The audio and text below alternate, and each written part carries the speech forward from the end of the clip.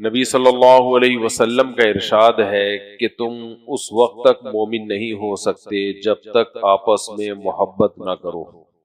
آپس میں بغض، کینہ، نفرتیں، یہ چیزیں انسان کو جنت سے دور کر دیتی ہے۔ ہاں، وہ نفرت جو اللہ کی خاطر ہو، اللہ کی دشمنی، اللہ سے محبت میں اللہ کے دشمنوں سے ہو، وہ نفرت نقصان دہ نہیں ہے بلکہ وہ اور ترقی کا ذریعہ ہے۔ لیکن ایک نفرت وہ ہے جو غلط فہمیوں کی بیس پہ ہوتی ہے، بدگمانیوں کی بنیاد پہ ہوتی ہے، حسد کی بنیاد پہ ہوتی ہے، یہ نفرت انسان کو جنت سے دور کر دیتی ہے۔ اسی وجہ سے اسلام نے ان تمام کاموں کا حکم دیا جن کاموں کے کرنے سے ہمارے آپس کے ریلیشن مضبوط ہوتے ہیں، اور ان تمام کاموں سے اللہ نے منع کیا جن کے کرنے سے ہمارے آپس کے ریلیشن کمزور ہوتے ہیں۔ میں سمجھا پا رہا ہوں اپنی بات؟ کچھ کام ایسے ہیں جن کو جب کیا جائے تو آپس کے ریلیشن کیا ہو جاتے ہیں؟ مضبوط۔ اور کچھ کام ایسے ہیں جن کو جب کیا جائے تو آپس کے جو مضبوط ریلیشن بھی ہیں وہ بھی ٹوٹ جاتے ہیں۔ ریلیشن چاہے اللہ سے ہو، اللہ کے رسول سے ہو، یا عام مومنین سے ہو، یا اپنے رشتہ داروں سے ہو، ان سب کے ٹوٹنے کی وجہ بھی ایک ہی ہے اور جڑنے کی وجہ بھی ایک ہی ہے۔ ہمیں دو طرح کے ریلیشن ہیں جن کو مضبوط کرنا ہے، ایک اللہ سے ریلیشن ہمارا اور ایک مخلوق کا آپس میں۔ نبی کا ریلیشن اللہ کا ریلیشن ہی، وہ اللہ کا جتنا مضبوط ہوگا تو نبی سے اتنا خود بخود مضبوط ہوگا۔ تو اس لیے دو چیزوں کو ذکر کیا جاتا ہے، حقوق اللہ اور حقوق العباد۔ تو اللہ سے ریلیشن مضبوط کرنے کے لیے جو ایلفی استعمال ہوتی ہے وہی ایلفی مخلوق کے ریلیشن کو بھی آپس میں جوڑتی ہے، اور جو کام مخلوق کے ریلیشن کو توڑتے ہیں آپس میں وہی کام اللہ اور مخلوق کے ریلیشن کو بھی توڑتے ہیں۔ کون کون سے کام ہیں جن کے کرنے سے ریلیشن مضبوط ہوتے ہیں اور جن کے کرنے سے ریلیشن ٹوٹتے ہیں، میں تھوڑا سا آج ان پر بات کروں گا۔ تو ہم سب پہلے سے نیت کر لیں کہ ان کاموں پہ، ان باتوں پر انشاءاللہ عمل کریں گے۔ اچھا، یہ جو ریلیشن مضبوط کرنے کا حکم دیا جا رہا ہے یہ بھی اللہ کے لیے۔ اگر آپ آپس کے ریلیشن کو مضبوط کرتے ہیں اپنے کسی دنیا کے فائدے میں تو وہ پائیدار مضبوطی نہیں ہوگی، بلکہ بعض دفعہ آپ ریلیشن مضبوط کر رہے ہوتے ہیں، حقیقت میں وہ کمزور ہو رہا ہوتا ہے۔ آج کل زیادہ تر اسی طرح مارکیٹ میں چل رہا ہے، خاص طور پہ رشتہ داروں میں۔ جب آپ اچھا سلوک کرتے ہیں تو وہ اچھا سلوک آپس میں جوڑ کے بجائے ایسی نفرتیں پیدا کرتا ہے کہ مشورہ دیا جاتا ہے کہ یہ سلوک نہ کرتے تو زیادہ اچھا تھا، کیونکہ آپ نے ذہن میں ایک دماغ بنا لیا ہوتا ہے کہ میں اس کے ساتھ ایسا کروں گا تو یہ جواب میں میرے ساتھ ایسا کرے گا، میں یوں کروں گا تو یہ بھی یوں کرے گا۔ جب وہ کرتا نہیں ہے تو آپ کو غصہ آتا ہے کہ ہم تو یہ کر رہے ہیں اور جواب میں یہ ہو رہا ہے ہمارے ساتھ۔ پہلے میں ان چیزوں کا تذکرہ کروں گا جو ریلیشن توڑتی ہیں، کہ توڑنے والے کاموں سے بچنا پہلے ضروری ہے۔ سورہ حجرات میں اللہ نے اس کو بہت اہتمام سے بیان کیا۔ سورہ حجرات کی پہلی آیت کیا ہے؟ جو آرڈر جس میں اللہ نے ہمیں دیا، لا ترفعوا اصواتکم فوق صوت النبی ولا تجہروا له بالقول کجہر بعضکم لبعض، نبی کی آواز سے زیادہ اپنی آواز کو اونچا مت کرو، نبی کو ایسے مت پکارو، لا تجعلوا دعاء الرسول کدعاء بعضکم بعضا، یہ سورہ نور میں اللہ نے حکم دیا، نبی کو ایسے مت پکارو جیسے تم آپس میں ایک دوسرے کو پکارتے ہو۔ یہ آیت نازل ہوئی نبی کے بارے میں، لیکن یہ قیامت تک جس کو بھی اللہ نے کوئی مقام اور مرتبہ دیا ہے سب کے بارے میں ہے یہ آیت، اس پر اجماع ہے پوری امت کا۔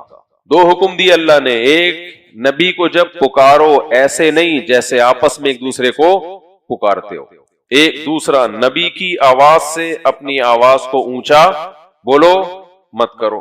کیوں بھائی نبی کا یہ مقام کیوں ہے؟ بھائی نبی کا درجہ بلند ہے۔ جب صحابہ نبی کی محفل میں بیٹھے تھے یا بیٹھتے تھے تو ان میں نبی صلی اللہ علیہ وسلم کی حیثیت استاذ کی تھی، معلم کی تھی، بڑے کی حیثیت تھی۔ مفسرین لکھتے ہیں کہ ہر استاذ، ہر بڑے، ہر بزرگ کے بارے میں ہے یہ آیت کہ چھوٹوں کو چاہیے کہ اپنے بڑوں سے آگے نکلنے کی کوشش نہ کریں۔ نفرتوں کی بہت بڑی وجہ یہ ہے کہ چھوٹا بڑے کا ادب کرنا چھوڑ دے۔ مارکیٹ میں بہت زیادہ ہو رہا ہے۔ میں بار بار کہتا ہوں نا، ہیومن رائٹس، ویمن رائٹس، گوروں نے ایک وہ بنایا ہوا ہے رائٹس کے نام پہ، ایک ڈرامہ بنایا ہوا ہے کہ انسانوں کے حقوق اور خواتین کے حقوق، لیکن اس نے سارے انسانوں کو ایک ہی لاٹھی سے ہانکا ہے۔ چھوٹے بڑے کی کوئی تمیز، ادب گوری کی ڈکشنری میں ان کے ہاں نہیں ہے، کوئی اس کی ڈیٹیل نہیں ہے۔ ہمیں قرآن میں تفصیل ملتی ہے، جیسے میں نے یہ آیت پڑھی، اس کے علاوہ بھی آیتیں کہ جب آپ کسی بڑے کی محفل میں بیٹھے ہوں تو اس سے آگے نکلنے کی کوشش بولو نہ کریں۔ وہ بڑا آپ کا خاندان کا بھی ہو سکتا ہے، آپ کے ٹیچر بھی ہو سکتے ہیں، مسجد کا امام بھی ہو سکتا ہے جس کے پیچھے آپ نماز پڑھتے ہو، آپ کا کوئی بھی صاحب علم جس کا مقام اور مرتبہ آپ سے زیادہ ہے۔ آج ہوتا کیا ہے مارکیٹ میں، ہر آدمی کو حق بیان کرنے کا ہیضہ ہے۔ ایک تو حق بیان کرنا وہ ہے جو اللہ اس کے رسول نے حکم دیا، وہ تو اچھی بات ہے۔ ایک ہوتا ہے ہیضہ۔ ہیضے کا مطلب ہے بے موقع بات کو پھینکنا، موقع ہے نہیں، آپ سے کوئی مشورہ نہیں لے رہا، آپ سے کوئی پوچھ نہیں رہا، آپ نے اپنی ٹانگ سب سے اونچی رکھی ہوئی ہے، بے موقع مشورہ نہیں لیا جا رہا، لیکن آپ بغیر مشورے لیے لوگوں کو مشورے اپنے بڑوں کو خاص طور پہ دے رہے ہیں۔ اور جب سامنے والے کو غصہ آتا ہے کہ بھائی تو اپنی اوقات دیکھ، تو بھائی حق بیان کرنا میرا فرض ہے۔ جب بے موقع حق بیان کیا جاتا ہے، اس حق کے بیان کرنے سے معاشرے کی اصلاح نہیں ہوتی، بلکہ معاشرے میں فساد پیدا ہوتا ہے، آپس میں نفرتیں پیدا ہوتی ہیں۔ اگلے کو یہ خیال آتا ہے کہ یہ مجھے نیچا دکھانا چاہتا ہے۔ صحابہ کرام کی مجلس میں جب کم عمر صحابہ بیٹھا کرتے تھے، احادیث سے یہ بات ثابت ہے، جب بڑوں کی کانورسیشن ہوتی تھی تو وہ جو عمر میں کم تھے وہ بیچ میں ان کو ٹوکتے نہیں تھے۔ ہاں کوئی بڑے جب پوچھتے کہ آپ کی اس کے بارے میں کیا رائے ہے، پھر وہ بتاتے۔ آج ہر آدمی کو بے موقع بولنے کا شوق، وہ چاہتا ہے سب سے زیادہ کون بولوں، کون بولے، میں بولوں، مجھ سے پوچھو۔ چپ رہنا جانتے ہی نہیں۔ اور شیطان ہر برائی پہ نا لیبل کیا لگاتا ہے، اسٹیکر بہت اچھے لگاتا ہے کہ بھئی میں برائی دیکھ کے خاموش نہیں ہوتا۔ کسی پہ ظلم ہو رہا ہو، ظلم ہو رہا ہو نا کسی کے اوپر، اس میں بھی پہلا اسٹیپ یہ ہے کہ آپ سب کے سامنے کسی کو رسوا نہ کریں، الگ لے جا کے سمجھائیں۔ آخری حد اس میں یہ کہ پھر جیسے تیسے ہو ظالم کا ہاتھ روکنے کی کوشش کریں۔ نارملی جو نہیں علی المنکر ہے اس میں آپ کو اپنے بڑے کو رسپیکٹ دینی پڑے گی۔ ابراہیم علیہ السلام کے واقعے سے ہمیں یہی سبق ملتا ہے، یا ابتی لم تعبد ما لا يسمع ولا يبصر ولا يغني عنك شيئا۔ دنیا میں شرک سے بڑا کوئی جرم ہو نہیں سکتا، اور صرف شرک نہیں بلکہ بت بنائے جا رہے ہیں، اس سے بڑا کوئی جرم ہو نہیں سکتا۔ ابراہیم علیہ السلام کے والد اتنا بڑا جرم کر رہے ہیں کہ اس سے بڑا جرم دنیا میں ہے نہیں، اور بیٹا اللہ کا خلیل اس وقت روئے زمین پر اس سے نیک انسان دنیا میں کوئی نہیں تھا، لیکن نصیحت کے لیے ابراہیم علیہ السلام نے یا اباتی، اے میرے پیارے ابا، پورے کلام میں کیا لفظ استعمال کیا ہے، رسپیکٹ دی ہے اپنے والد کو۔ سمجھ میں آ رہی ہے بات کہ نہیں آ رہی ہے؟ کتنی محبت سے، لما تعبدو، آپ کیوں عبادت کر رہے ہیں ایسے پتھروں کی جو آپ کا کہ نفع اور نقصان کے مالک نہیں ہے۔ پورا سورہ مریم کا پورا رکوع اٹھا کے دیکھیں نا، کیسی محبت سے نصیحت۔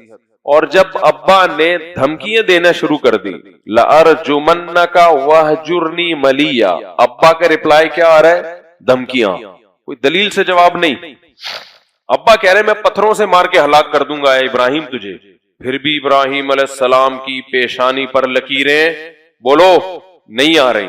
بلکہ جواب میں کیا کہہ رہے ہیں؟ سلام علیک، آپ پر اللہ کی سلامتی ہو، سأستغفر لک ربی، اسباب کی دنیا میں تو نا امید ہو گیا کہ آپ کی بخشش ہو، لیکن اللہ سے دعا تو کی جا سکتی ہے، میں اپنے رب سے آپ کے لیے دعا مانگوں گا، انہ کان بی حفیہ، مجھ پر تو وہ رحم کرے گا نا، مشرک پر رحم نہیں کرتا، مجھ پر تو کرے گا، تو میری دعا سے اللہ کیا کرے گا؟ آپ کی بخشش۔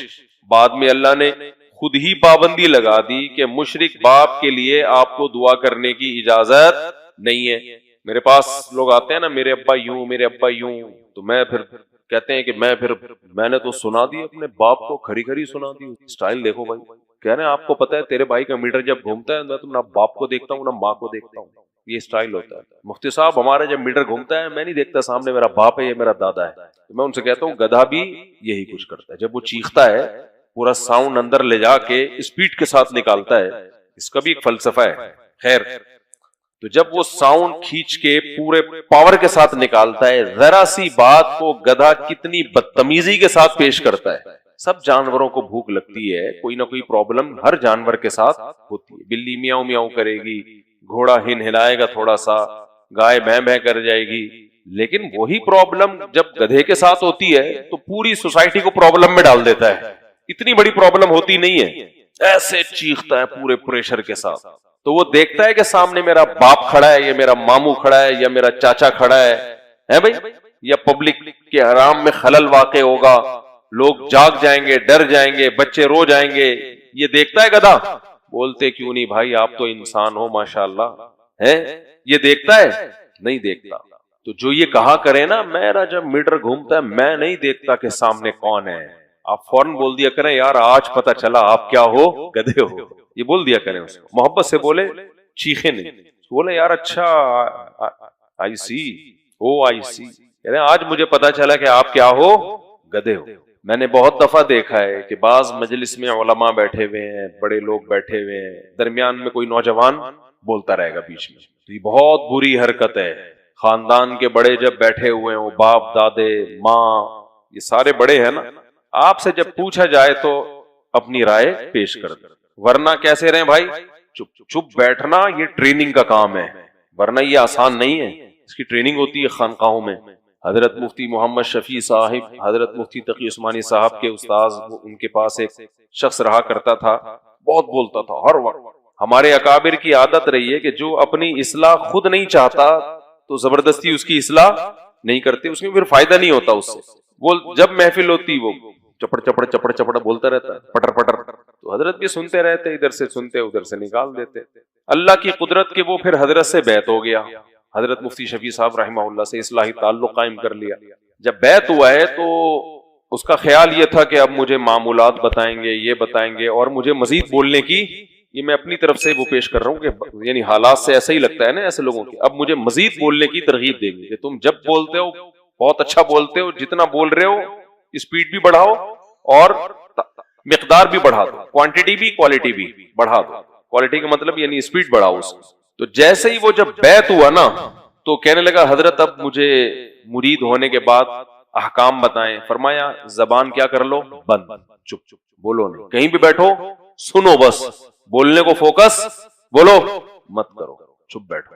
آج چپ بیٹھنا بہت مشکل ہے۔ کمنٹس میں لوگ اوٹ پٹانگ، جب تحقیق نہیں ہے مت کمنٹس کرو کسی چیز، نہ کسی کو اچھا کہو نہ کسی کو برا، جب تک تحقیق نہیں ہے کیا ضرورت ہے اپنی رائے دینے کی؟ بولے بھائی ہمیں معلوم، وہ لال گائے کا آ رہا ہے نا اسرائیل کا، کتنے لوگ مجھ سے پوچھ رہے ہیں لال گائے لال گائے، میں کہ بھائی مجھے تحقیق نہیں ہے، جب نہیں ہے تو میں کیوں ایسے ہی بلا وجہ لال گائے پیلی گائے؟ ہاں بہت سو کو ہے، میں یہ نہیں کہہ رہا کہ مجھے نہیں ہے تو کسی کو بھی نہیں ہے، بہت سو کو ہوگی تحقیق، وہ رائے دے رہے ہیں، نہ مجھے ان کے صحیح ہونے کا پتا نہ مجھے ان کے غلط ہونے کا۔ تو ہر ٹاپک میں ٹانگ گھسیڑنا یہ اچھا کام نہیں ہے، اور افسوس کی بات یہ ہم پاکستانیوں میں زیادہ ہی بولتے رہیں گے بلا وجہ، سیاست کا الف بے نہیں پتا اس میں ٹانگ اڑائیں گے، وہ فلاں یہ ہے، وہ یہ کر رہی، اسٹیبلشمنٹ یہ کر رہی ہے، پھر آگے سے حکومت یہ کر رہی ہے، پھر آگے سے وہ فلانا یہ کر رہا ہے۔ ابے تجھے کیا پتا ہے؟ تو صبح پراٹھا کھایا تھا، تو نے انڈے دکان سے جا کے خریدے ہیں، تو نے، تجھے اپنے وہ کیا مجھے وہ لطیفہ یاد آتا ہے پھر کیا کیا وہی ہے نا، ایک بچہ اسکول نہیں جاتا تھا، ابا نے بولا کہ بیٹا علامہ اقبال کون تھے؟ کہہ رہے ابا پتہ نہیں۔ بیٹا لیاقت علی خان کون تھے؟ بیٹا کہتا ہے پتہ نہیں۔ ابا کہتا ہے کم بخت اسکول جا تو پتہ چلے نا۔ پھر بچہ کہتا ہے ابا وسیم بھائی کا پتہ ہے؟ کہہ رہے نہیں۔ غفار کا پتہ ہے؟ کہہ رہے نہیں۔ ابا گھر میں رہو تو پتہ چلے نا۔ گھر میں رہو تو گھر کی خبریں ہونا، گھر کی خبر نہیں ہوتی، پورے ملک کے ایک ایک چپے کی ہر شخص کو خبر ہے۔ جن کو ہے خبر ان کا حق بنتا ہے کہ وہ رائے دیں، میجورٹی کو کچھ بھی پتا نہیں ہوتا، پھینکے جا رہے ہیں فلاں کی اتنی کروڑوں کی جائیدادیں بنا لی، ابے تو نے کدھر دیکھ لیا فلاں نے اتنی جائیدادیں بنا لی؟ ٹک ٹاک پہ دیکھ رہے ہو تم یار، فیس بک پہ دیکھ کے تبصرے کر رہے ہو، فلاں کی بچی فلاں گورنمنٹ کا بہت بڑا آفیسر ہے اس کی بچی بکنی میں گھوم رہی ہے۔ ایک ایسے ہی کسی آفیسر پہ الزام لگا کہ اس کی بچی بکنی میں سوئمنگ پول میں نہا رہی ہے نا، فیس بک پہ تصویریں چلیں، بہت وائرل ہوئی، ہماری اس سے ملاقات ہوئی، ہم نے کہا یار ایک اسلامی ملک کے آپ ایک شخص ہو اور بچی آپ کی بکنی میں، کہہ رہے ہیں خدا کی قسم میری بیٹی کوئی ہے ہی نہیں، مجھے اللہ نے بیٹی دی نہیں۔ اتنا پروپیگنڈا ہے، اتنا گند ہے۔ آپ کہہ سکتے ہیں بھائی تو وضاحتی بیان دے دیتا، وہ کہہ رہے کدھر دوں وضاحتی بیان، چلتا ہی نہیں ہے، منفی چیزیں پھیلتی ہیں، وضاحتی بیانات نہیں پھیلتے۔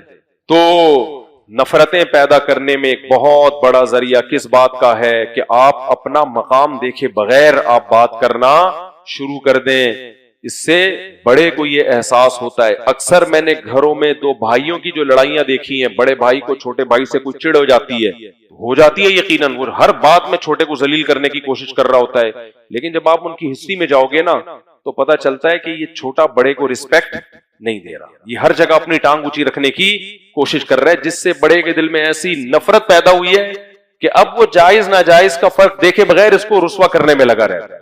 جب بڑا بول رہا ہو چھوٹا اگر خاموش رہے تھوڑی دیر کے لیے تو اس سے بڑا فائدہ ہوتا ہے۔ باپ بول رہا ہو تو اولاد کیا ہو جائے، باپ سمجھا رہا ہوتا ہے، بیٹا بیچ میں وہ اپنی ٹانگ لے آتا ہے بیچ میں۔ اسی طرح شوہر سمجھا رہا اور بیگم بیچ میں بولنا شروع کر دیں تو کس کی کھوپڑی گھومتی ہے؟ پھر آدمی کی کھوپڑی گھومتی ہے کہ سربراہ میں ہوں اور ٹانگ کون اڑا رہا ہے ہر بات میں۔ تو بیگم کو چاہیے جب میاں بول رہا ہے یا غصے میں اس وقت چپ کر جائے، بہت جب بالکل معاملہ ٹھیک ہو جائے نا، سیٹ ہو جائے، اس کے بعد بات میں سمجھا دے۔ ہر بات اس موقع پہ کہنا نقصان دہ ہوتا ہے، لیکن میں نے بتایا نا جب تک یہ زبان کو کنٹرول نہیں کریں گے تو اس وقت تک مسائل حل نہیں ہوں گے۔ آج جب ہم اصلاح کرنے کے لیے جاتے ہیں تو جو ہمارا طریقہ ہوتا ہے اصلاح کا، اس طریقے میں اصلاح کم اور فساد زیادہ ہو رہا ہوتا ہے۔ یہ تو ایک ہے، بس ایک اور میں بات بتا کے بس بیان ختم کرتا ہوں۔ یہ سب چیزیں نفرتیں پیدا کرتی ہیں گھروں میں، تو خلاصہ اس کا یہ نکلا کہ چھوٹے کو چاہیے کہ وہ بڑے کو کیا دے بھائی، ریسپیکٹ۔ اور ریسپیکٹ کا ایک طریقہ قرآن نے بیان کیا ہے کہ بڑے کی موجودگی میں چھوٹا نہ بولے۔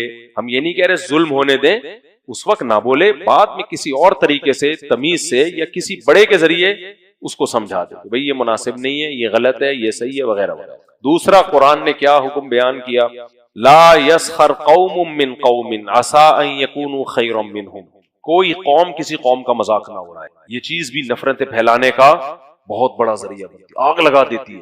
آپ نے کسی قوم کا نام لے کے لطیفہ سنایا، کسی قوم پہ لطیفہ فٹ کیا، ایسی نفرت پھیلتی ہے۔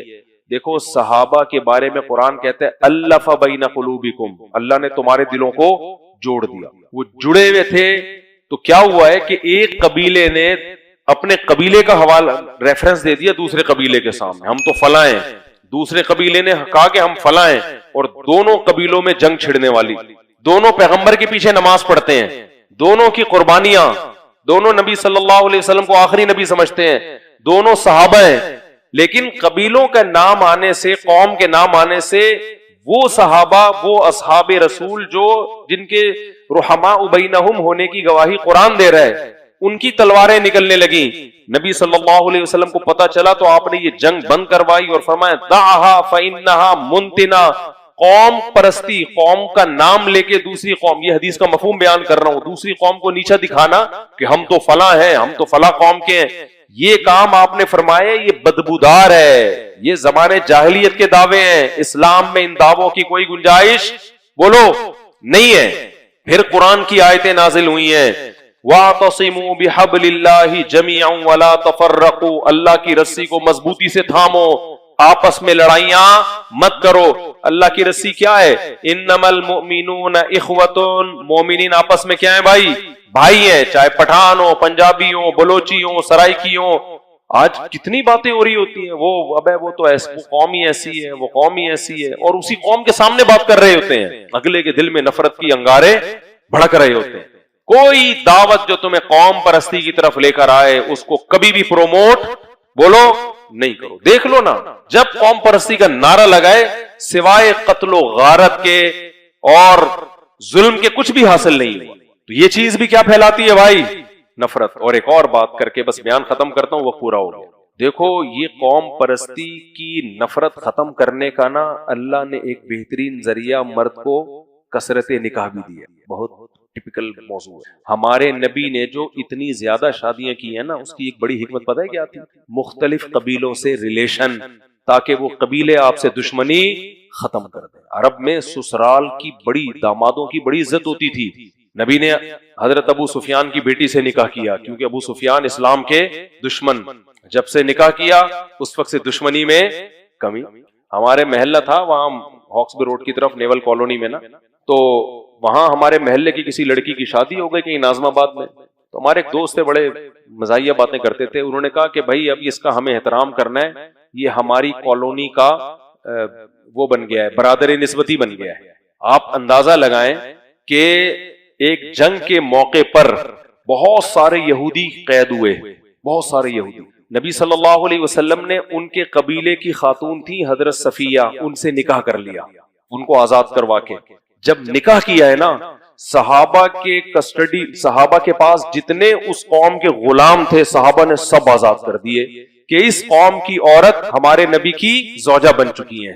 نہیں آئی میرا خیال ہے بات کہ بھئی اس قوم کی، اب یہ قوم جو ہے نا ہمارے نبی کا سسرال بن چکا ہے، اور نبی کے سسرالیوں کو غلام بنانا یہ ہماری غیرت کے خلاف. تو مورخین کہتے ہیں، محدثین کہتے ہیں کوئی عورت ایسی اس لحاظ سے اتنی بابرکت نہیں ہے جتنی حضرت صفیہ، کہ سینکڑوں غلاموں کو آزاد کرنے کا ذریعہ بنی. عرب اس کا خیال کرتے تھے کہ بھئی یہ پیغمبر کا سسرال ہے. سمجھتے ہو گے نہیں سمجھتے ہو؟ تبھی میں کہتا ہوں حضرت معاویہ کے خلاف جو لوگ بھونکتے ہیں وہ پیغمبر کو خوش نہیں کر رہے. حضرت معاویہ نبی صلی اللہ علیہ وسلم کے برادر نسبتی. حضرت معاویہ کی بہن کس کے نکاح میں ہے؟ نبی کے نکاح میں ہے. ان کا تو خلاف بولنا بنتا ہی نہیں ہے، نبی کے سسرال ہے. اور اس بارے میں صحیح حدیث ہے ابو داؤد کی، فرمایا ان حق الذی کرم به الرجل ابنته او اخته، سب سے زیادہ قابل احترام وہ ہے جس کی بہن یا بیٹی تمہارے نکاح میں ہے. نہیں آئی میرا خیال. تو مختلف قوموں میں شادیاں کرنے سے بھی قوموں کی نفرتیں بولو ختم. اب آپ نے کسی قوم میں شادی کی، آپ نے اس کے مذاق اڑایا، سسرال تھوڑی چھوڑے گا، بولے گا تیری ایسی کی تیسی ہے بھائی، ہم نے تمہیں بیٹی اس لیے دی ہے، ہم نے تمہیں بہن اس لیے دی ہے کہ تو ہماری قوم کا مذاق اڑاؤ. اس سے انسان کا ظرف بھی بڑھتا ہے. تو مختلف قوموں میں شادیوں کا بھی رواج بولو. یہ جو ہم بنا کے بیٹھتے ہیں، پٹھان پٹھان میں ہی شادی کرے گا، مہاجر مہاجر میں ہی شادی کرے گا، سرائکی سرائکی میں ہی شادی کرے گا، پنجابی پنجابی میں ہی شادی کرے گا. ابے چھوڑو یار، مسلمان کہاں شادی کرے گا؟ مسلمان انسان کا بچہ ہونا ضروری ہے. بس کوئی بھی قوم ہو، سب سے پہلے کیا دیکھنا ہے؟ انسان کا بچہ ہے. یا سیدوں میں یہ بڑا مسئلہ آج کل آ گیا ہے، لڑکیوں کو بٹھا بٹھا کے بڈھا کر دیتے ہیں کہ ہم سید ہیں تو سیدوں میں ہی کرنی ہے.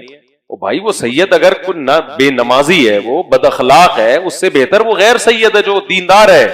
میرے پاس کئی کیسز آ چکے ہیں، لڑکیاں 45 سال کی لڑکی ہو گئی، ہم چونکہ سید ہیں ہم غیر سادات میں نہیں کرتے، چرسیوں میں کر دیں گے. سیدوں میں تو آج کل ہر طرح کے لوگ ہیں. ٹھیک ہے، آپ کو اگر کوئی سید نیک شریف مل رہا ہے تو ہم کہتے ہیں چلو ترجیح دے دو، پیغمبر کا نسب ہے، لیکن لڑکی کی عمر نکالتے چلے جانا، نکالتے چلے جانا. تو یہ قوم پرستی کی وجہ سے لڑکیوں کی عمریں برباد ہو گئیں، مرد برباد ہو گئے. بعض دفعہ معاشقہ ہو جاتا ہے، ایک قوم کے مرد ہے دوسری قوم کی لڑکی ہے، دونوں کا معاشقہ ہو گیا. ماں باپ انا کا مسئلہ کہ ہم اپنی قوم کے علاوہ دیتے نہیں ہیں، پرمپرا ہے. اس سے بھی محبتیں نہیں پھیلتی، اس سے کیا پھیلتا ہے بھائی؟ نفرتیں. تو اللہ نفرتیں پسند کرتے ہیں، یہ محبتیں. لیکن یہ ایک شادی والوں کا بھی، سوری میں آپ لوگ سے معذرت چاہتا ہوں کہ میں نے کیا باتیں لے کے بیٹھا، میں آپ لوگ کے سامنے کیا بات، ایک ہی کرنی ہے تو بھائی پھر اپنی قوم میں صحیح ہے نا. یہ تو ان کی ہے جو جن کا ظرف کیا ہوتا ہے.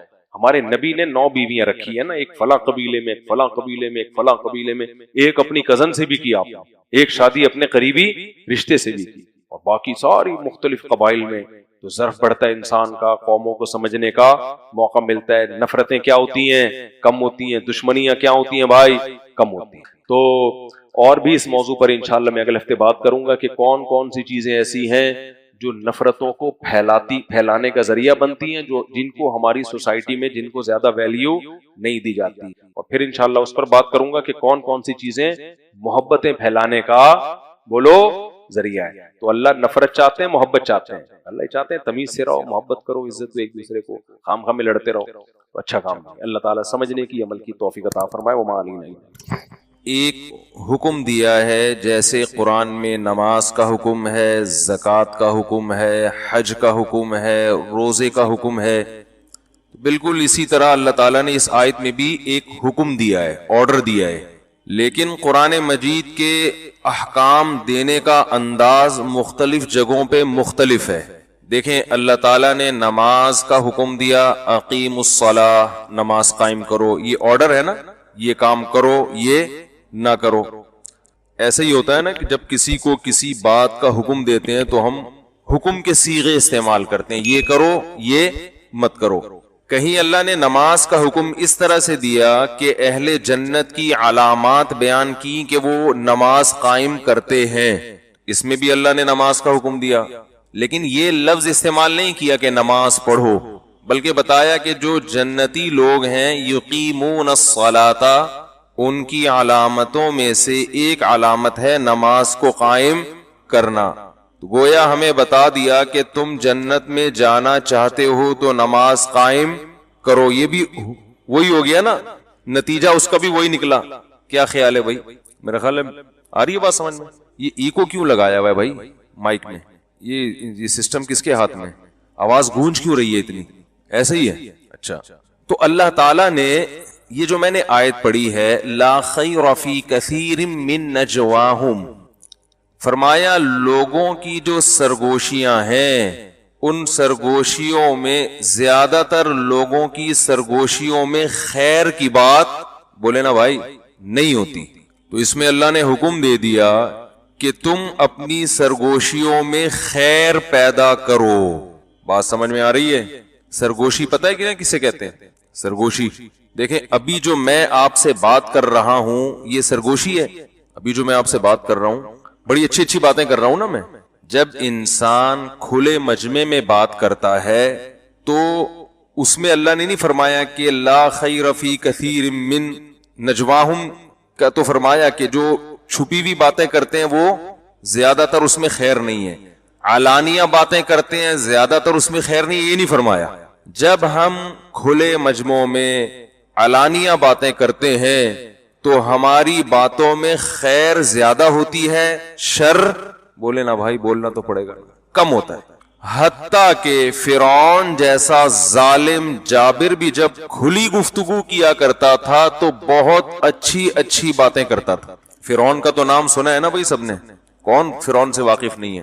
جب اوپنلی باتیں ہوتی تھی نا فرعون کی تو وہ باتیں یہ ہوتی تھی، وہ یہ کہتا تھا کہ وہ کیا آیت ہے قرآن مجید کی، ما اریکم الا ما ارا وما اہدیکم الا سبیل الرشاد، لوگوں میں تمہیں وہی بتاؤں گا جو مجھے سمجھ میں آ رہا ہے اور میں تمہیں سیدھا راستہ ہی دکھاؤں گا، غلط بات میں نے زندگی میں کبھی کی نہیں ہے۔ گویا وہ یہ کہنا چاہ رہا ہے کہ غلط بات کہنے کا میں عادی ہوں ہی نہیں۔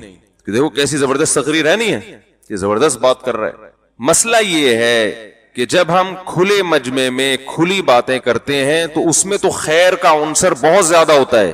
مسئلہ ہمارا خراب ہوتا ہے جب ہم سرگوشیوں میں چپکے سے کنارے پہ لے جا کے آپس میں بات چیت کرتے ہیں تو اس میں خیر کے بجائے شر کا عنصر زیادہ ہوتا ہے۔ تو اس آیت میں اللہ تعالیٰ نے اہل ایمان کو حکم دیا، جیسے اللہ نے نماز کو فرض کیا، جیسے اللہ نے زکوٰۃ کو فرض کیا، جیسے روزے کو فرض کیا، جیسے حج کو فرض کیا، اسی طرح اللہ نے فرض کیا ہم پر کہ جب تنہائی کی محفل میں اکیلے کسی کے ساتھ جا کے بات چیت کیا کرو تو ایسی باتیں کیا کرو جس سے شر نہ پھیلے بلکہ خیر پھیلے۔ یہاں تک بات سمجھ میں آ گئی ہے؟ نہیں آ رہی؟ آ گئی ہے یہاں تک بات؟ یہ جو جمعے کی تقریریں ہیں نا لوگ سنتے ہیں، جیسے کوئی ٹی وی میں آ رہا ہوتا ہے نا پروگرام دیکھ رہے ہوتے ہیں, ایک فارمیلٹی ہوتی ہے, آ کے بیٹھ گئے اور وہ ایک روٹین بن چکی ہے نا لوگوں کی, تو تھوڑا سا بیدار کرنا پڑتا ہے لوگوں کو, توجہ لوگوں کی ہے بھی کہ نہیں ہے.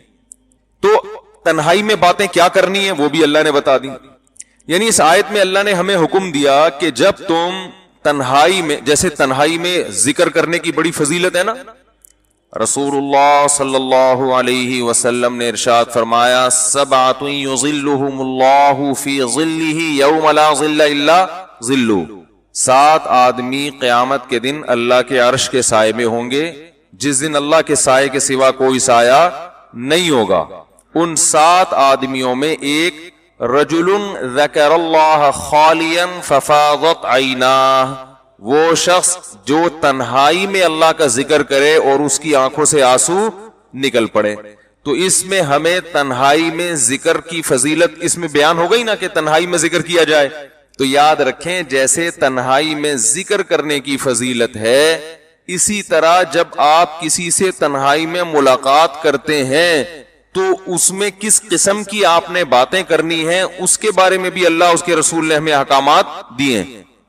اچھا ٹھیک, اس کے بارے میں بھی رسول اللہ صلی اللہ علیہ وسلم نے ہمیں احکامات دیے کہ تنہائی میں کرنا کیا ہے. اور وہ حکم اللہ نے ہمیں جو دیا ہے وہ یہ جو تنہائی میں جب ہم آپس میں, پہلے تو یہ ذہنی طور پر تیار ہو جائیں کہ ہم جب آپس میں اب کسی سے اکیلے میں ملیں گے چھاؤں میں, آپ نے دیکھا ہوگا نا جب کسی نے کوئی بات کرنی ہوتی بھائی ذرا چھاؤں میں آ جاؤ, تو سمجھ لیں کہ اب کیا خطرناک قسم کی باتیں شروع ہونے والی ہیں. ٹھیک ہے نا, اب غیبت ہوگی, بہتان ہوگا, اس طرح کی باتیں زیادہ ہوتی ہیں. تو اللہ رب العزت نے ہمیں تنہائی میں ایک دوسرے سے جو کان میں سرگوشیاں کرنا ہے اس کے بارے میں جو اللہ نے احکام دیے, جو میں بھی انشاءاللہ پڑھ کے سناتا ہوں, وہ احکام کیا دیے. ان احکام کی بنیاد یہ ہے کہ مسلمانوں میں آپس میں محبت پیدا ہو جائے, مسلمانوں میں آپس میں اجتماعیت پیدا ہو جائے, آپس میں نفرتوں کا ماحول ختم ہو. تو حکم کیا دیا, فرمایا لا خیر فی کثیر من نجواہم الا من امر بصدقۃ او معروف او اصلاح بین الناس. فرمایا اگر تنہائی میں ملا کرو تو ایک دوسرے کو کیا, لا خیر فی کثیر من الا من امر بصدقۃ, ایک دوسرے کو صدقے کی ترغیب دیا کرو. من امر بصدقۃ او معروف, کسی بھی نیکی کا حکم, او اصلاح بین الناس, یا لوگوں کو آپس میں جوڑنے کا حکم. ومن يفعل ذلك ابتغاء مرضات الله فسوف نؤتيه اجرا عظیما. فرمایا جس نے یہ کام اللہ کو راضی کرنے کے لیے کیا, عن قریب ہم اسے بہت بڑا اجر عطا فرمائیں گے. تو ہمیں یہ معلوم ہوتا ہے قرآن و سنت سے, جس طرح اللہ نے ہم پہ نماز اور روزے کو فرض کیا, اسی طرح اللہ تعالیٰ نے ہم پہ یہ فرض کیا ہے کہ ہر اس کام سے بچا جائے جس سے آپس میں نفرتیں پھیلتی ہوں, ہر اس کام سے اجتناب کیا جائے جس سے بدگمانیاں پھیلتی ہوں, لڑائیاں پھیلتی ہوں, اور ہر اس کام کو معاشرے میں فروغ دینے کی کوشش کی جائے جس سے آپس میں نفرتیں ختم ہوتی ہوں, آپس میں محبتیں پھیلتی ہوں. آج جس طرح سے ہم معاشرے میں چل رہے ہیں اس سے معاشرے میں محبتیں کم اور نفرتیں زیادہ پھیل رہی ہیں. اس کی چند بنیادی اصول ہیں جو رسول اللہ صلی اللہ علیہ وسلم نے بیان کیے اور قرآن نے بیان کیے. پہلی بات تو یہ خوب اچھی طرح سمجھ لینا چاہیے کہ اسلام نے ہمیں آپس میں نفرت پھیلانے کا حکم دیا ہے یا محبت پھیلانے کا. بھائی اگر کوئی آپ سے آگے پوچھے کہ اسلام کیا چاہتا ہے کہ آپس میں لوگوں میں لڑائیاں پھیلیں, نفرتیں پھیلیں, یا کیا پھیلے, بولے نا اس میں کوئی گورنمنٹ نے پابندی لگائی ہے بولنے پر, کیا چاہیے, محبت پھیلانے کا حکم دیا ہے نا. تو محبت پھیلانے کے کچھ طریقے بھی ہوں گے. دیکھو ایک کمپنی اپنی ایک پروڈکٹ مارکیٹ میں لاتی ہے اور اس کی نیت یہ کہ میری یہ پروڈکٹ ہر دکان میں, ہر جنرل اسٹور میں پھیل جائے اور ہر شخص کے ہاتھ میں میری پروڈکٹ ہو. چاہت تو ہے اس کی, تو اس چاہت کو پورا کرنے کے لیے وہ کوئی عمل بھی کریں گے یا بیٹھ کے بس وہ ایک اعلان کر دیں گے ہماری چاہت ہے کہ سب پیپسی پیا کریں, یہ کافی ہو جائے گا؟ اس کے لیے کچھ ضابطے بھی ہیں نا, پبلسٹی بھی کریں گے اور اپنے جو ہے پروڈکٹ کے فضائل بیان کریں گے. شروع میں کچھ عرصہ لوگوں کو مفت بانٹیں گے, فری میں بانٹ رہے ہوتے ہیں نا تاکہ پہلے کچھ عادت پڑ جائے. یار یہ اس مائک کے نظام کی میری آواز اپنی سمجھ میں نہیں آ رہی ہے, بولنے میں بہت مشکل ہو رہی ہے, کچھ سمجھ میں نہیں آ رہا, یہ کس کا, اس کا انتظام کس کے ہاتھ میں ہے اسپیکر کا؟ کو بلائیں ذرا, ان کو بولیں کہ مائک ٹھیک کریں, اتنی گونج مجھے ہی نہیں سنائی دے رہا, مجھ بولنے میں بہت ایک مشکل ہو رہی ہے اسی وجہ سے. تو آپ لوگ کو بھی گونج رہی آواز, نہیں گونج رہی؟ گونج رہی ہے نا, تو وہ اتنی ٹینشن ہو رہی ہے بات کرنے میں. ہمیشہ اسی طرح بیان ہوتا ہے, اسی طرح عادت ہو گئی, کمال ہے. یہ تھوڑا سا ٹھہر جاتے ہیں, وہ آ جائے نا ذرا, اتنی آپ آ رہے ہیں, آپ نہیں, چلیں پھر میں سمجھا یہ آ رہے ہیں, یہ پرانے ہیں نا یہاں. تو رسول اللہ صلی اللہ علیہ وسلم نے, بلکہ قرآن نے اس سے پہلے ہمیں حکم دیا, لا خیر فی کثیر من نجواہم الا من امر بصدقۃ او معروف او اصلاح بین الناس. یہ بھی اسی وجہ سے حکم دیا کہ رسول اللہ صلی اللہ علیہ وسلم نے مسلمانوں کو حکم دیا کہ آپس میں نفرتیں نہ پھیلائیں, آپس میں محبت سے رہیں. رسول اللہ صلی اللہ علیہ وسلم جب مکہ سے مدینہ ہجرت کر کے آئے تو آپ صلی اللہ علیہ وسلم نے صحابہ کو حکم دیا, تہادوا تحابوا, فرمایا آپس میں ایک دوسرے کو ہدیہ دیا کرو. اس سے کیا ہوگا, نتیجہ کیا نکلے گا, آپس میں محبت پیدا ہوگی. تو اس سے ہمیں یہ پتا چلا کہ آپ صلی اللہ علیہ وسلم کی امت میں یہ خواہش ہے کہ ان میں آپس میں کیا پیدا ہو, بولیں بھائی, محبتیں پیدا ہوں. تو اس سے پتا چلتا ہے کہ اسلام یہ کیا چاہتا ہے کہ مسلمان آپس میں کیسے رہیں, لڑیں, فیس بک پہ یوٹیوب پہ ایک دوسرے کے خلاف کیچڑ اچھالیں. بولنے پر گورنمنٹ نے پابندی لگا دی, اگر نہیں ہے تو آپ بولیں نہیں, اگر ہاں ہے تو آپ بولیں کہ ہاں. تو اسلام یہ چاہتا ہے کہ ایک دوسرے کے خلاف نفرتیں پھیلائیں. اگر نبی صلی اللہ علیہ وسلم کی یہ خواہش ہوتی کہ یہ لوگ آپس میں لڑا کریں, اس سے ان کا یعنی بعض لوگ چاہتے ہیں نا, کہتے ہیں کہ پھڈے اس لڑائیوں سے آپس میں ایک وہ مضبوط ہوتا ہے نا, برداشت, انسان میں برداشت پیدا ہوتی ہے. تو پھر آپ صلی اللہ علیہ وسلم یہ حکم دیتے کہ ایک دوسرے سے ان کا مال چھینا کرو. ہدیہ تو ہوتا ہے نا فری میں کسی کو اپنی چیز دے دینا, بلکہ آپ کیا فرماتے, ایک دوسرے سے اس کا مال چھینا کرو, اس سے لڑائی پیدا ہوگی, اور لڑائی سے طاقت آئے گی, طاقت سے کیا ہوگا کہ جنگ میں دشمن کے خلاف لڑ سکو گے. تو اس وقت جو ہمارا طرز عمل ہے وہ ایسا ہی ہے. ہر وہ کام جس سے امت میں آگ لگ سکتی ہے وہ کام الحمدللہ علی وجہ البصیرہ علی وجہ الکمال کر رہے ہیں. رسول اللہ صلی اللہ علیہ وسلم کی سیرت کمال ہے. اچھا, اسی طرح برداشت کرنا پڑے گا بھائی, یہ اس سے آپس میں محبتیں پھیلتی ہیں. جو مائک والا ہے وہ شارٹ ہے مارکیٹ سے, تو جمعے کے دن تو ان کو ہونا چاہیے نا مستقل یہاں پہ. رسول اللہ صلی اللہ علیہ وسلم نے مدینہ جا کے آپ نے حکم دیا, افشوا السلام, سلام کو فروغ دو, ایک دوسرے کو سلام کیا کرو. تہادوا, ایک دوسرے کو ہدیے دیا کرو, اس سے آپس میں محبت پھیلے گی. تو قرآن نے آپس میں جوڑ کے لیے, آپس میں محبت کے لیے اتنے سارے احکام بیان کیے, اور ان تمام احکام کا ہدف ایک چیز تھی, اجتماعیت اور آپس میں محبت. وَيْلٌ لِّكُلِّ هُمَزَةٍ لُّمَزَةٍ, طنز کرنے والا, طعنہ دینے والا, غیبتیں کرنے والا, تباہی ہے اس کے لیے.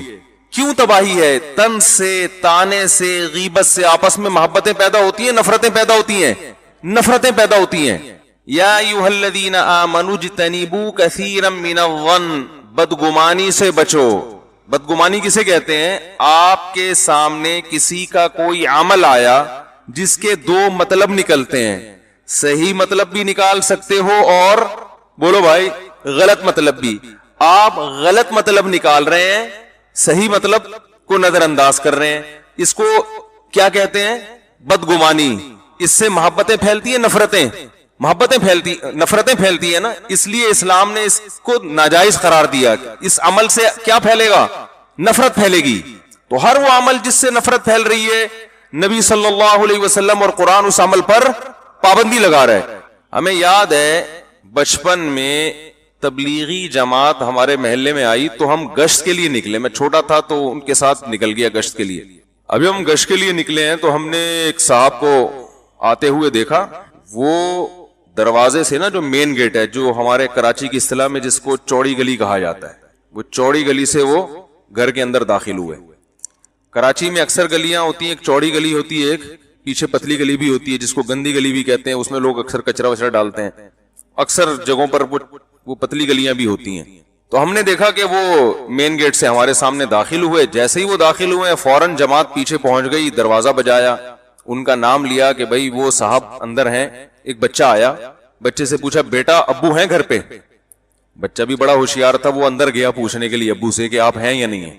ٹھیک ہے, ہم نے تو جاتے ہوئے دیکھا تھا. اب وہ بچہ اندر سے پوچھ کے آیا, کہنے لگا کہ ابو گھر پہ نہیں ہے.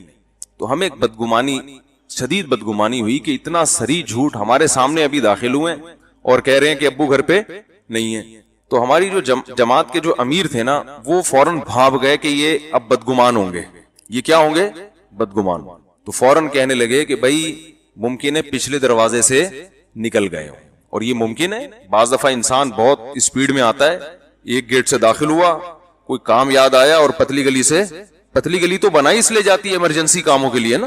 پتلی گلی کا تو مقصد ہی ہوتا ہے کہ کسی کو اسپیڈ میں نکلنا ہو تو, ٹھیک ہے نا. اگر وہ اسپیڈ میں نہ نکلنا ہوتا تو پھر تو چوڑی گلی سے آتے ہیں نا وہ, تو وہ فوراً نکل گئے وہاں سے. میری عمر اس وقت 12-13 سال ہوگی. مجھے ان کا یہ جملہ بڑا اچھا لگا.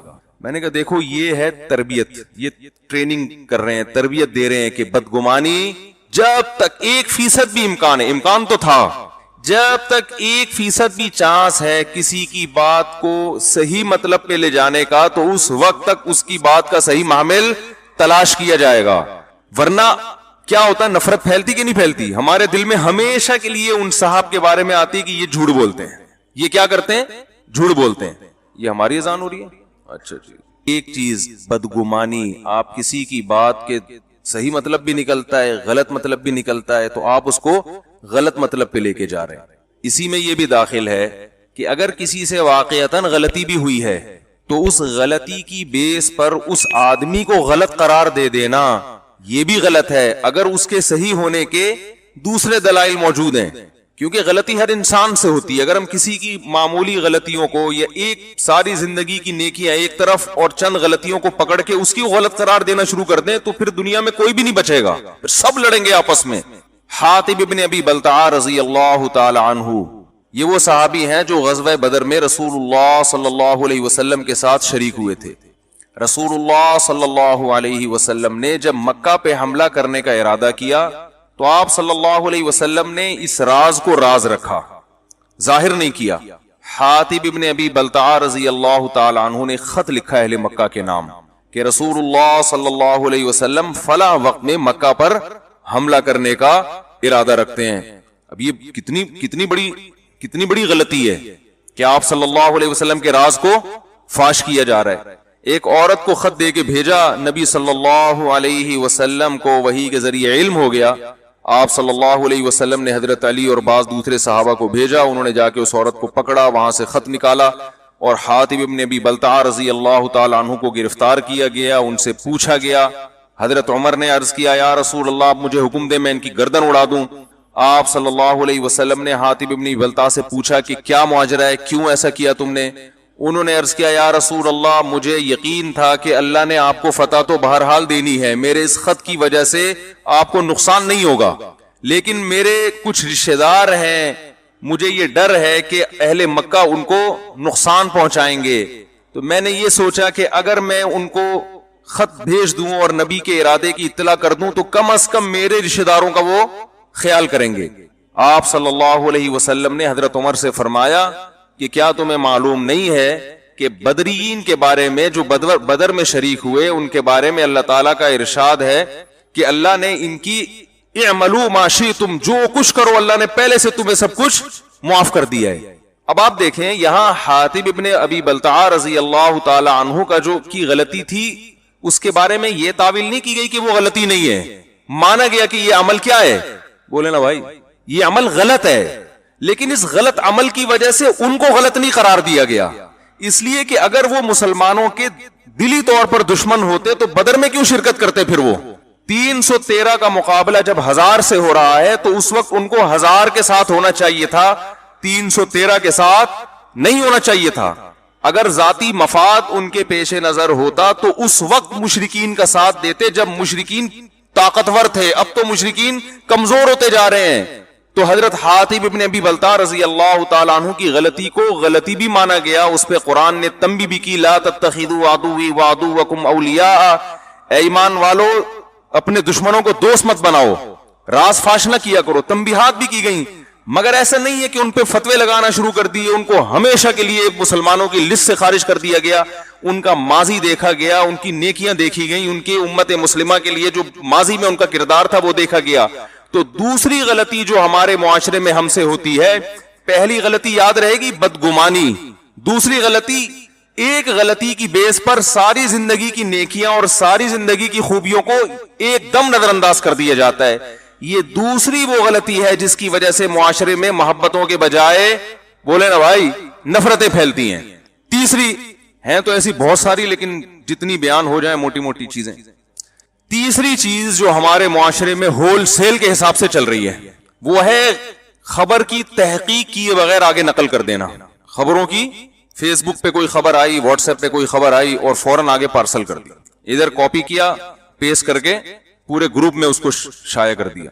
یعنی میں جب سے سوشل میڈیا میں آیا ہوں, اتنی ساری خبریں جو ہم پہلے جن کو سچ سمجھا کرتے تھے, جب ان کے ماہرین سے ہم نے تحقیق کی, ماہرین کی ایک بہت بڑی جماعت کے پاس ہم گئے تو پتا چلا کہ ان کی سرے سے کوئی اصل موجود ہے ہی نہیں. کسی نے بھی بتایا کہ ایک صاحب نے انٹرویو ریکارڈ کروایا کہ میں فلاں ڈاکٹر ہوں اور میری تحقیق یہ ہے کہ کچھ بھی تحقیق, میں اس لیے وہ تحقیق نہیں لا رہا کہ وہ ایک الگ ٹاپک نہ شروع ہو جائے, کہ میری تحقیق یہ ہے.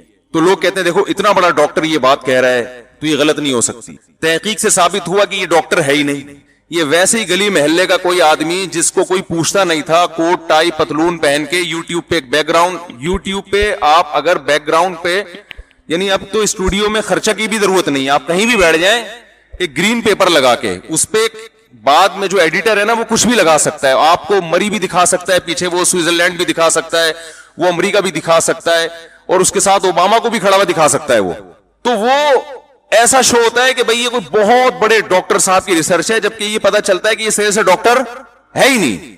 کل ایک ڈاکٹر صاحب آئے جو یو کے میں کینسر کے ایک بہت بڑے اسپیشلسٹ ہیں اور ریسرچ سینٹر میں ہوتے ہیں وہ, اور حضرت اقدس حضرت مفتی تقی عثمانی صاحب سے ان کا اصلاحی تعلق ہے. میری ان سے 4 گھنٹے میٹنگ ہوئی ہے, 11 بجے سے لے کے 2 بجے تک, 12 1 2 کتنا ٹائم ہو گیا, 12 1 3 گھنٹے, 2 بجے اٹھ کے گئے ہیں وہ. تو میں حیران ہو گیا کہ بہت ساری تحقیقات صحت کے حوالے سے, مختلف چیزوں کے حوالے سے جو لوگوں میں پھیلی ہوئی ہیں, ان کا سرے سے کوئی تعلق ہے ہی نہیں. کوئی بھی خبر ہو کسی عالم کے بارے میں, فوج کے بارے میں, عدلیہ کے بارے میں, حکومت کے بارے میں, اس میں کوئی تحقیق ہی نہیں ہوتی کہ یہ خبر صحیح ہے یا غلط ہے. قرآن مجید میں اللہ تعالیٰ کا ارشاد ہے, وَإِذَا جَاءَهُمْ أَمْرٌ مِّنَ الْأَمْنِ أَوِ الْخَوْفِ أَذَاعُوا بِهِ وَلَوْ رَدُّوهُ إِلَى الرَّسُولِ وَإِلَى أُولِي الْأَمْرِ مِنْهُمْ لَعَلِمَهُ الَّذِينَ يَسْتَنبِطُونَهُ مِنْهُمْ.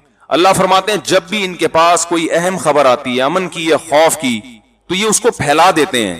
فرمایا اگر یہ اللہ اور اس کے رسول کی طرف لوٹاتے, یا ان لوگوں کی طرف جو اولو الامر ہیں, جو اس یستنبطونہ منہم, جو اس خبر کی گہرائی تک پہنچنے کی صلاحیت رکھتے ہیں, اس کی حقیقت کو جان سکتے ہیں, اگر یہ ان تک پہنچاتے تو یہ زیادہ اچھا ہوتا. تو آپ بتاؤ, اس میں اللہ تعالیٰ نے ہمیں حکم نہیں دیا کہ جب بھی ہمارے سامنے کوئی خبر آئے تو ہم اس کے ماہرین تک اس خبر کو پہنچائیں اور پھر اس کی تہ میں گھس کے اس کی تصدیق کروائیں کہ یہ صحیح ہے بھی کہ نہیں ہے. ابھی آپ کو بھی یاد ہے ٹائیفائڈ کے حوالے سے, جو ٹائیفائڈ کی ویکسینیشن ہوئی ہے اور اس میں خبر آئی تھی کہ 3 بچے مر گئے اور ہسپتال میں یہ ہو گیا, فلانا ہو گیا. ہم نے بھی اس خبر کو بہت پھیلایا. میں نے کئی ڈاکٹروں سے معلومات حاصل کی, انہوں نے کہا کہ وہ خبر جھوٹی ہے, وہ سچی نہیں ہے خبر. کسی کی موت واقعی نہیں ہوئی ہے, بے ہوشی ہوئی ہے جو اس کا ایک سائیڈ افیکٹ ہے, جو ہوتا ہے ویکسینیشن میں. بعض دفعہ اس کے سائیڈ افیکٹ میں ایک چیز یہ ہے کہ بے ہوشی بھی ہو جاتی ہے, اور وہ تو ڈاکٹر پہلے سے مانتے ہیں اور اس کا علاج ہو جاتا ہے. کئی خبریں واٹس ایپ پر, فیس بک پر گردش کر رہی ہیں. یہ تو میں آپ کو میڈیکل سائنس کی ایسے ہی ایک مثالیں دے رہا ہوں. معاملات اس سے زیادہ خطرناک ہیں, اس سے زیادہ خطرناک معاملات ہیں. تو اللہ تعالیٰ نے ہمیں اس معاملے میں بھی رہنمائی کی ہے. جب کوئی خبر تم سنو تو اس کو پھیلانے کے بجائے اس کے ماہرین سے, بولے نا بھائی, اس کے ماہرین سے رابطہ کرو. امام بخاری رحمہ اللہ تعالیٰ نے اس آیت سے استدلال کیا ہے کہ جب انسان کوئی حدیث سنے گا, بلکہ فقہا نے اس سے استدلال کیا ہے کہ جب بھی کوئی انسان کوئی حدیث سنے, کوئی قرآن کی آیت سنے, تو اس کا مفہوم خود تلاش نہ کرے بلکہ مجتہدین سے اور علماء سے پوچھے. اس آیت سے استدلال کیا ہے کیونکہ قرآن اور حدیث بھی ایک خبر ہے. قرآن اللہ کی خبر ہے اور حدیث رسول اللہ صلی اللہ علیہ وسلم کی خبر ہے. تو اللہ نے فرمایا کہ جب بھی تمہارے پاس کوئی اہم خبر آئے تو خود سے اس کا مفہوم تلاش کرنا اور اس کو آگے نقل کرنے کے بجائے ان کے ماہرین سے پوچھا کرو. یستنبطونہ، جو استنباط کہتے ہیں زمین سے پانی نکالنا، جو مشکل کام ہے نا. دیکھیں ایک تو پانی اوپر تشلے میں رکھا ہوا ہو، گلاس میں رکھا ہوا تو آپ پی لیتے، لیکن زمین سے گھس کے ڈول کے ذریعے پانی نکالنا یہ مشکل کام ہے. تو اللہ نے بھی بتایا کہ قرآن و سنت یا کوئی بھی خبر کی حقیقت تک پہنچ کر، کوئی بھی اہم خبر، اس کی حقیقت کو تلاش کرنا یہ ہر آدمی کا کام نہیں ہے. تو اس کا بھی ہمیں التزام کرنا چاہیے کہ فیس بک، واٹس ایپ اور سوشل میڈیا کے جو دوسرے ذرائع ہیں ان پر پھیلنے والی خبروں کو بغیر تصدیق کے آگے نقل نہ کریں، خاص طور پر وہ خبریں جو بہت زیادہ اہمیت کی حامل ہیں. میں سمجھا پا رہا ہوں اپنی بات؟ مختلف علماء کے خلاف فیک فتوے چل رہے ہوتے ہیں، مختلف علماء کے خلاف کفر کے فتوے چل رہے ہوتے ہیں. ایک بات کسی نے کہی نہیں ہے، دوسرا اس کی طرف منسوب کر کے دعویٰ بنا کے کہ فلاں نے یہ دعویٰ کیا اور اس کے خلاف پھر پوری تقریر کر دے گا، حالانکہ اس نے یہ دعویٰ کیا ہی نہیں ہوتا. صبح و شام یہی ہو رہا ہے.